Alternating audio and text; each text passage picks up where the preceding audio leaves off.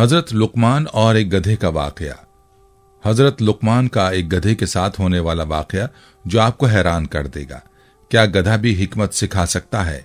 यह वाकया न सिर्फ दिलचस्प है बल्कि जिंदगी के अहम असबाक भी देता है। हजरत लुकमान और गधा। बिस्मिल्लाहिर्रहमानिर्रहीम। अस्सलामु अलैकुम रहमतुल्लाहि व बरकातुहू। मैं हूं जमील अहमद जामी। नाज़रीन, हजरत लुकमान रहमतुल्लाह अलैह की शख्सियत एक ऐसी मिसाल है जिससे इंसानियत को हमेशा रहनुमाई हासिल हुई। आप एक अजीम हकीम, दाना और मुस्लिह थे जिनकी हिकमत और नसीहतों को आज भी सुनना और अमल करना हमारे लिए बाइस फ़ख्र है। हजरत लुकमान का जिक्र कुरान मजीद में भी आया है, जहां अल्लाह ताला ने आपको हिकमत और दानिश से नवाजा और आपकी जिंदगी के बाज़ वाक़यात को बतौर दर्स बयान किया। हजरत लुकमान का शुमार उन लोगों में होता है जो बहुत कम उम्र में हिकमत और दानाई की बुलंद तरीन सतह तक पहुंचे। आपके इल्म का ये राज था कि आपने हमेशा अल्लाह की रजा को मद्देनजर रखा और जिंदगी के हर मामले में अदल, सब्र और हिकमत को अपनाया। आपकी जिंदगी का एक मशहूर वाक़या यह है कि आपने अपने बेटे को जो नसीहत की वो आज भी हमारे लिए कीमती खजाना है।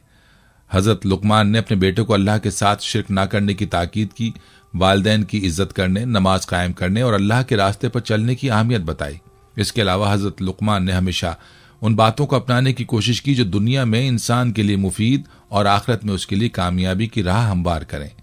आपकी ये हिकमत दानिश इस बात को वाज़ेह करती है कि हिकमत सिर्फ इल्म में नहीं बल्कि अमल में भी होती है। आज हम उन हिकमतों को अपनी जिंदगी में अपनाते हुए अखलाक और किरदार को बेहतर बना सकते हैं और हजरत लुकमान की तालीमात से इस्तिफादा करके अपनी जिंदगी के मुश्किल तरीन मसाइल का हल तलाश कर सकते हैं। तो इस वीडियो में हम आपको हजरत लुकमान रहमतुल्लाह अलैह के उन बेशुमार हिकमतों भरे वाक़यात के बारे में तफसील से बताएंगे ताकि हम सब अपनी जिंदगी में उनकी तालीमात को अमली तौर पर अपना सकें। नाजरीन, हजरत लुकमान रहमतुल्लाह अलैह के बारे में रसूल करीम सल्लल्लाहु अलैहि वसल्लम की एक हदीस है जिसमें आपने फरमाया, मैं सच कहता हूं कि लुकमान पैगंबर नहीं थे, लेकिन वो एक ऐसे बंदे थे जो बहुत ज्यादा गौर व फिक्र करते थे। वो ईमान के बुलंद दर्जे पर फाइज थे, अल्लाह को दोस्त रखते थे और अल्लाह ताला भी उन्हें अपने दोस्तों में शुमार करता था। अल्लाह ने उन्हें हिकमत जैसी अजीम नेमत से नवाजा था। हजरत लुकमान वो अजीम शख्सियत हैं जिन्होंने तवील उम्र पाई। उनकी उम्र के बारे में मुख्तलिफ रिवायात हैं जो 200 से 560 और 1000 से 3500 साल तक मुख्तलिफ अंदाज में जिक्र की गई हैं। हजरत लुकमान अफ्रीका के इलाके नोबा के रिहायशी थे, जिसकी वजह से उनका रंग स्याह, होंठ मोटे और पांव चौड़े थे। वो एक अरसे तक बनी इसराइल के एक अमीर शख्स कैन बिन हसर के गुलाम रहे, लेकिन उनकी हिकमत की बदौलत उन्हें आज़ाद कर दिया गया। मशहूर मुहद्दिस मसूदी लिखते हैं कि हजरत लुकमान अफ्रीका के गांव नौबा के रिहायशी थे और उनके आका का नाम कैन बिन हसर था। हजरत लुकमान रहमतुल्लाह अलैह हजरत दाऊद अलैहिस्सलाम की हुकूमत के 10वें साल दुनिया में तशरीफ लाए और वो एक अब्द सालेह थे। अल्लाह ताला ने उन्हें हिकमत की नेमत से नवाजा और वो तवील उम्र पाने वाले अफराद में से थे। हजरत लुकमान की हिकमत की वजह से आपका जिक्र दुनिया के मुख्तलिफ हिस्सों में हुआ और आप हजरत यूनुस अलैहिस्सलाम के ज़माने तक जिंदा रहे। हजरत लुकमान के हकीमाना अक़वाल कुरान करीम में नकल किए गए हैं ताकि क़यामत तक आने वाले इंसान इनसे फ़ायदा उठा सकें और अपनी ज़िंदगी को बेहतर बना सकें। हकीम लुकमान रहमतुल्लाह अलैह का नाम तो बचपन ही से सुनने को मिलता है, क्योंकि अल्लाह ने उनके नाम से एक सूरत नाजिल फरमाई है जिसकी तिलावत क़यामत तक जारी रहेगी। ताहम बहुत कम लोग इस बात से वाकिफ़ हैं कि हकीम लुकमान कौन थे। अल्लाह ने अपने कलाम में उनके नसब या ख़ानदान का जिक्र नहीं किया, लेकिन उनकी हिकमत के अक़वाल ज़रूर जिक्र किए हैं। कदीम तारीख के मुताबिक हज़रत लुकमान का ताल्लुक अफ्रीकी नस्ल से था और वो एक ग़ुलाम की हैसियत से अरब आए थे। मुख्तलिफ रिवायत में उनके नसब के बारे में इख्तिलाफ पाया जाता है। एक रिवायत के मुताबिक वो हज़रत अय्यूब अलैहिस्सलाम के भांजे या खालाजाद भाई थे, जबकि दूसरी रिवायत के मुताबिक वो हज़रत दाऊद अलैहिस्सलाम के हम असर थे। जमहूर उलमा का कहना है कि हज़रत लुकमान नबी नहीं थे और ना ही उन पर वही नाजिल हुई, क्योंकि कुरान और हदीस में उनके नबी होने की कोई वाज़ेह निशानी नहीं है। हकीम लुकमान की शक्ल सूरत भी ज़्यादा खूबसूरत नहीं थी, ताहम उनकी हिकमत और दानाई की बिना पर उनका मकाम बुलंद था। हज़रत सईद बिन मुसैब रहमतुल्लाह अलैह ने एक हबशी से कहा था कि तुम्हें इस बात का गम नहीं करना चाहिए कि तुम स्याह हबशी हो, क्योंकि हबशियों में 3 अफराद दुनिया के बेहतरीन इंसानों में शुमार किए गए हैं। हज़रत बिलाल हबशी रजी अल्लाह अन्हु, हज़रत उमर फारूक रजी अल्लाह अन्हु का गुलाम महजे और हकीम लुकमान रहमतुल्लाह अलैह। इससे वाज़ेह होता है कि हज़रत लुकमान का ताल्लुक हबशी नस्ल से था। हजरत लुकमान की हिकमत और उनके अक़वाल की सबसे बड़ी गवाही अल्लाह ताला ने सूरह लुकमान में दी, जहां आपकी अपने बेटे को दी गई नसीहतों का जिक्र किया गया है। इन हकीमाना अक़वाल का जिक्र कुरान में इसलिए किया गया ताकि क़यामत तक आने वाले इंसान इनसे फ़ायदा उठाकर अपनी ज़िंदगी को बेहतर बना सकें और एक अच्छा मुआशरा कायम कर सकें। नाज़रीन, एक हदीस में आया कि हज़रत लुकमान रहमतुल्लाह अलैह ने अपने बेटे को फरमाया, ऐ मेरे बेटे, मैंने 400 पैगम्बरों की खिदमत की है और उनके कलाम से 4 अहम बातें सीखी हैं। जब तुम नमाज में हो तो अपने दिल की हिफाजत करना, जब दस्तरखान पर बैठो तो अपने गले को बचाना यानी हराम माल से बचना, जब किसी दूसरे के घर जाओ तो अपनी आंखों की हिफाजत करना और नामहरम पर नजर न डालना, और जब लोगों के दरमियान जाओ तो अपनी जबान की हिफाजत करना। हजरत लुकमान रहमतुल्लाह अलैह ने अपनी जिंदगी का बेशतर हिस्सा मशरिक़ वुस्ता, खासतौर पर फलस्तीन और बैतुल मक़दस में गुजारा, और उनकी कब्र फलस्तीन के शहर इलाकी की एक बंदरगाह में वाक़ है। वो एक सियाहफाम अफ्रीकी थे और बदसूरत होने के बावजूद हिकमत के बुलंद मकाम पर फाइज थे, और ये सिर्फ और सिर्फ उनकी रूह की पाकीज़गी और दिल की सफाई की वजह से था। एक रिवायत में जिक्र है कि एक शख्स ने हजरत लुकमान से पूछा, क्या तुम भेड़ बकरियां नहीं चराते थे? हजरत लुकमान ने कहा, हाँ ऐसा था।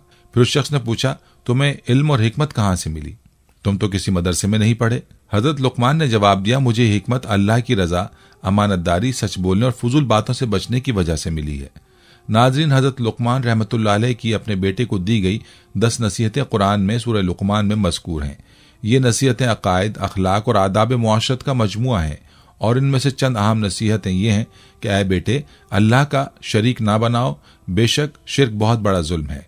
बेटा, नेकी और बदी अगर राई के दाने के बराबर भी हो और किसी पत्थर के अंदर हो या आसमानों पर या जमीन की गहराइयों में हो तो अल्लाह उसे सामने ले आएगा, क्योंकि वो लतीफ और बाखबर है।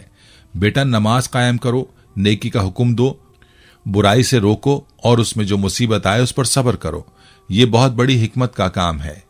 खबरदार, लोगों के सामने अकड़ कर ना चलना, जमीन पर गुरूर के साथ ना चलना, क्योंकि अल्लाह गुरूर करने वालों को पसंद नहीं करता।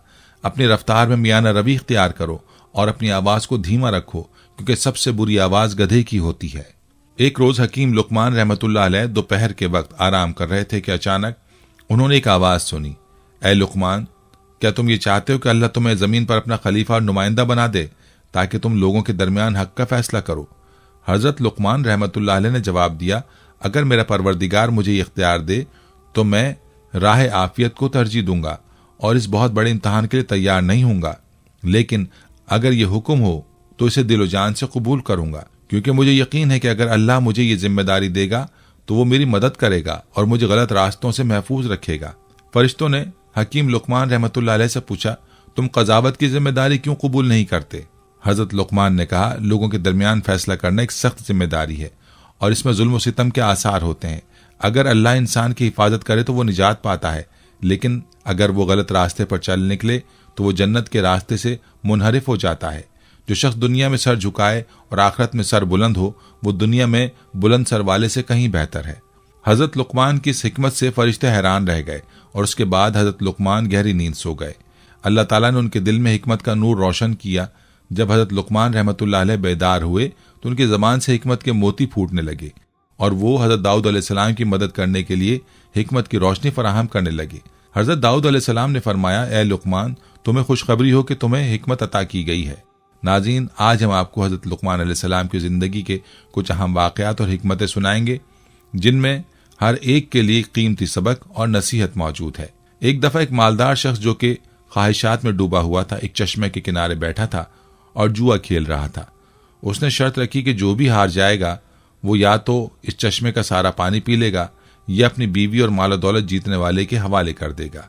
उस मालदार शख्स ने जुआ हार दिया और जीतने वाले शख्स ने उससे उसकी बीवी और माल दौलत मांग ली। अब वो शख्स बहुत मुश्किल में था। उसने हजरत लुकमान अलैहिस्सलाम से मदद की दरख्वास्त की और कहा कि वो इस मुश्किल से उसे निजात दिलाएं।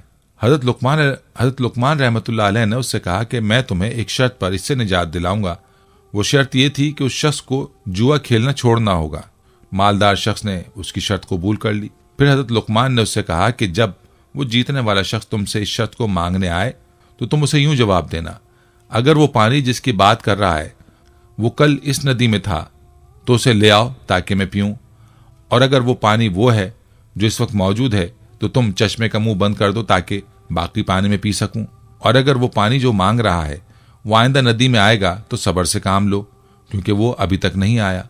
जब मालदार शख्स ने जुआ जीतने वाले से यही बातें की तो उसके पास उसका कोई जवाब न था और वो खामोश हो गया।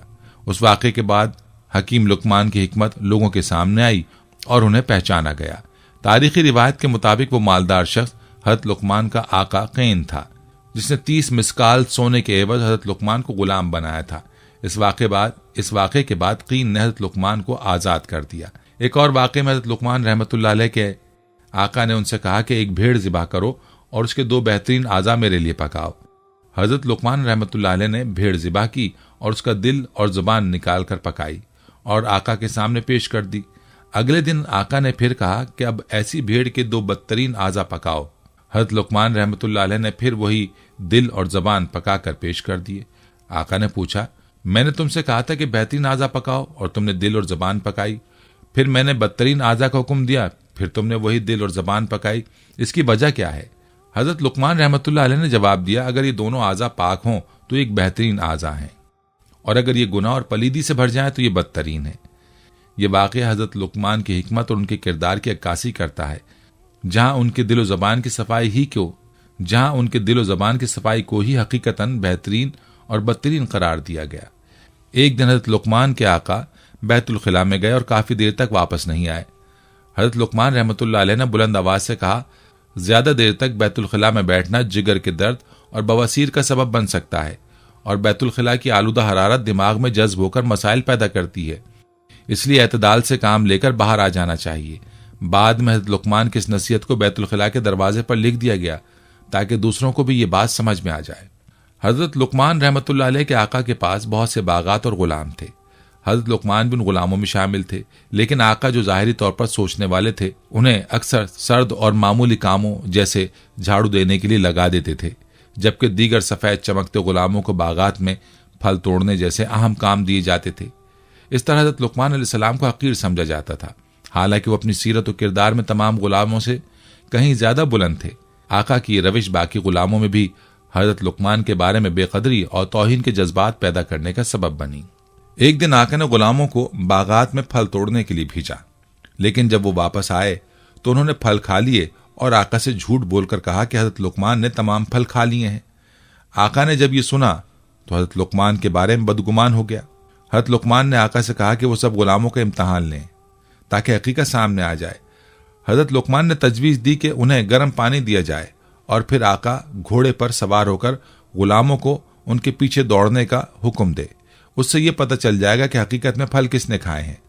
आका ने हज़रत लुकमान की तजवीज़ पर अमल किया और गर्म पानी पीने के बाद सब गुलामों को दौड़ाया। जैसे ही दौड़ने की हालत में वो गुलाम जो फल खा चुके थे थूके गए और उनकी हालत खराब हो गई। उससे आका को समझ आ गया कि हज़रत लुकमान ने फल नहीं खाए बल्कि दूसरे गुलामों ने झूठ बोला था। हज़रत लुकमान ने इस इम्तहान में सुरखरू होकर अपनी बेगुनाही साबित की और बाकी गुलाम शर्मिंदा हुए। हज़रत लुकमान का आका अगरचे दीगर गुलामों से मोहब्बत करता था, लेकिन वो हज़रत लुकमान से खास मोहब्बत करता था। जब भी आका खाना खाता वो पहले हज़रत लुकमान को खाना पेश करता और वो जो बचा होता आका बड़े शौक से खा लेता। एक दिन आका के लिए खरबूजा हदिये के तौर पर आया। आका ने खरबूजा काट कर हज़रत लुकमान को दिया और लुकमान ने बड़े शौक से उसके मीठे मीठे टुकड़े खाए। जब आका ने देखा कि लुकमान इतनी लज्जत से खा रहे हैं तो उसने बाकी खरबूजा हज़रत लुकमान को दे दिया और खुद एक टुकड़ा रखा। जैसे ही आका ने वो बचा हुआ टुकड़ा खाया उसकी जबान जलने लगी और उसे शदीद कड़वाहट का सामना हुआ। आका ने लुकमान से पूछा कि आपने इतनी कड़वी फांकें कैसे खा ली? हज़रत लुकमान ने जवाब दिया, आपने मुझे सालों तक मीठी और लजीज ग़िज़ाएं दी और आज एक कड़वी चीज़ आ गई तो उस पर शिकायत करने के बजाय हक शनासी और शुक्रगुजारी का तकाजा यही था कि खामोश रहूं। हज़रत लुकमान की यह हिकमत हमें यह सबक सिखाती है कि ज़िंदगी में जब कभी तलखियाँ या मुश्किलात आएँ तो उन पर शिकवा ना करें, बल्कि अल्लाह की नेमतों का शुक्रगुजार हों और उनके दरवाजे से नाशुक्री से बचें। एक दिन हज़रत लुकमान रहमतुल्लाह अलैह ने अपने बेटे को नसीहत की, ऐ मेरे बेटे, लेकिन वो अपनी नसीहत हमेशा ऐ मेरे बेटे के अल्फाज से शुरू करते थे, जिससे ये तासुर मिलता था कि शायद उनका सिर्फ एक बेटा था। तारीख में इस बेटे का नाम बारान दर्ज किया गया है। ताहम हज़रत लुकमान की नसीहतें तमाम औलाद के लिए थीं और ये एक तजर्बेकार खतीब का अंदाज होता है कि वो बड़े अफराद को कि वो बड़े अफराद को मुखातिब करके छोटों की तवज्जो हासिल करते हैं और उन्हें अहम बातें सिखाते हैं। हजरत लुकमान रहमतुल्लाह अलैह ने अपने बेटे से कहा, बेटे, अपने दिल को लोगों की पसंद और नापसंद से वाबस्ता ना करो, क्योंकि ऐसी कोई चीज इंसान के काबू में नहीं आती, चाहे वो जितनी भी कोशिश करे। बेटे ने कहा, अब्बाजान, मुझे इस बात को बेहतर तौर पर समझाने के लिए कोई अमली मिसाल दें। हजरत लुकमान ने फरमाया, अच्छा, उठो और घर से बाहर चलो ताकि मैं तुम्हें सबक समझा सकूं। हजरत लुकमान और उनके बेटे घर से बाहर निकले।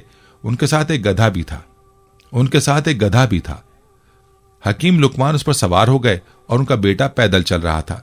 जब वो एक गुरोह के करीब पहुंचे तो लोगों ने यह मंजर देखा और कहा, यह बूढ़ा कितना बेरहम है कि खुद तो गधे पर सवार है और उसका बेटा पीछे पीछे पैदल चल रहा है।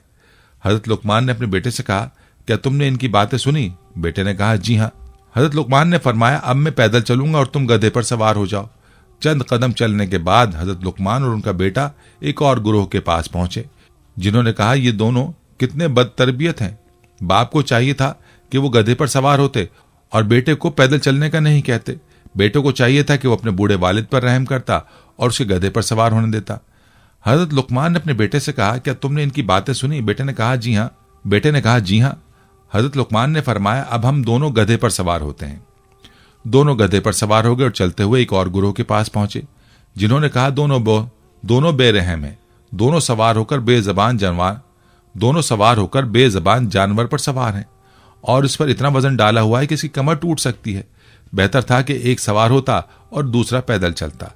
हजरत लुकमान ने बेटे से पूछा, क्या तुमने इनकी बातें सुनी? बेटे ने कहा, जी हाँ।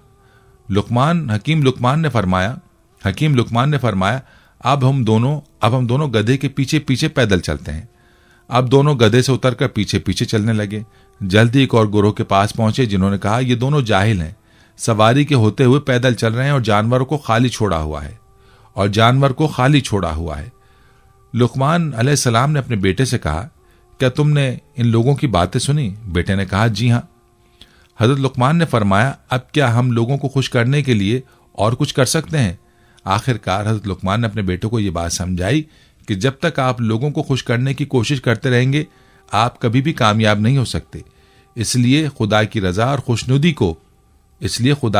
खुशनुदी को अपना मकसद बनाओ ताकि तुम दुनिया और आखिरत में कामयाब हो सको। रिवायत में है कि एक दिन लुकमान रहमतुल्लाह अलैह ने अपने बेटे को 3 अहम नसीहतें की और कहा, बेटे, इन 3 नसीहतों को अपनी याददाश्त में महफूज रखो और इन पर अमल करो। सबसे पहली बात यह है कि अपना राज अपनी बीवी से ना कहो। दूसरी बात यह है कि हुकूमती एहलकारों से दोस्ती ना रखो और तीसरी बात यह है कि किसी नए और मालदार शख्स से कर्ज ना लो। जब हजरत लुकमान दुनिया से रुखसत हो गए तो उनके बेटे ने इन नसीहतों को आजमाना शुरू किया ताकि ये समझ सके कि इन बातों को मानने से क्या नुकसान हो सकता है। उसने एक गोश्तफन ज़िबा किया और उसकी लाश को बोरी में डालकर घर ले आया। फिर उस बोरी को पलंग के नीचे दफन कर दिया और अपनी बीवी से कहा कि मेरे एक दुश्मन को मैंने कत्ल करके यहाँ दफन कर दिया है, इस राज को छुपाना और किसी को ना बताना। उसके बाद उसने अपने मोहल्ले के एक हुकूमती एहलकार से दोस्ती कर ली और रोजाना उसे दावत देता रहा। एक नया मालदार नौजवान भी था जिसने मेहनत करके दौलत कमाई थी। हजरत लुकमान के बेटे ने उससे कुछ दिरहम कर्ज लिए और उन्हें घर में छुपा कर रख लिया। कुछ दिनों बाद लुकमान के बेटे का अपनी बीवी से झगड़ा हो गया। उसने बुलंद आवाज में कहा, ऐ खूनरेज औरत, तुमने एक बेगुनाह शख्स को कत्ल करके दफन कर रखा है और अब मुझे भी मारने की कोशिश कर रही हो।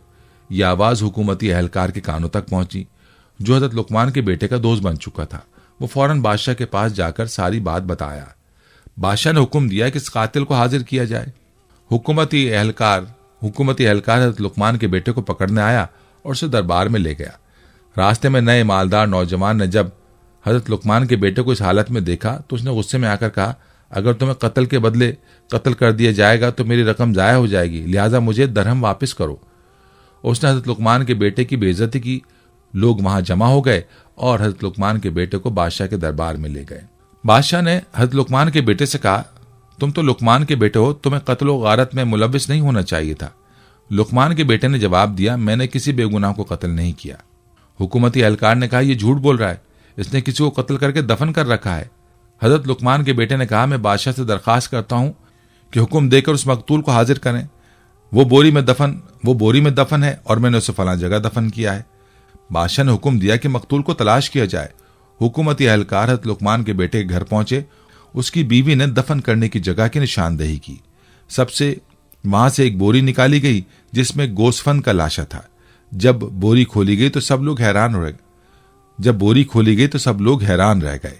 बादशाह ने पूछा, बेटे तुमने गोस्फन को क्यों दफन किया?